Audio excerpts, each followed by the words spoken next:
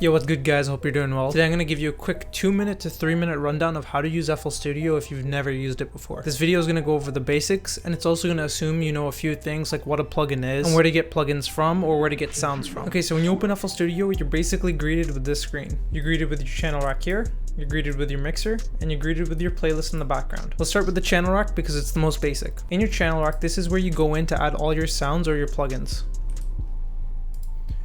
So when you add your sound, it'll basically add in a new channel here, and what you can do is you can assign the number on the left side to the mixer. So what this means is whatever sound is playing from this instrument here, you can see that it's set to number 2, so when I play it, it plays to insert 2 in the mixer. So the channel rack is where you want to add all your plugins or your sounds into. In your channel rack, you can also right click on your instrument and click piano roll, and this opens the piano roll, so you can go in and actually lay the notes down.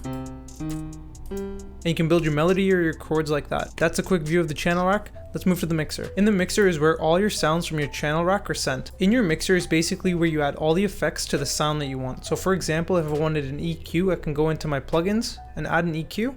So now I've gone ahead and added an EQ to insert 2, which corresponds to my FL keys, which is being sent to that insert 2. I can also have multiple instruments sent to the same mixer in the mixer track. So these two, for example, can both be sent to 2, and both of those will have the same effect applied to it. Now the playlist is basically where you paint in your different channel patterns. So in the top here, it says pattern 1, but you can actually scroll and create multiple channel rack patterns.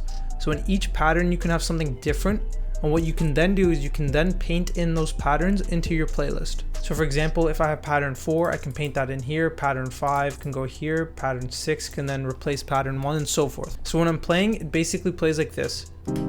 I'll have pattern 1, then pattern 6. Now those are just the basics if you're getting introduced to FL Studio. If you want to get more in depth, check out my other videos, and there are also tons of YouTube channels for resources out there. This was just the bare basics to get you familiar with the layout of FL Studio. I can do more videos like this if you find them helpful. If you do, let me know. Thanks for watching. Stay tuned for more videos.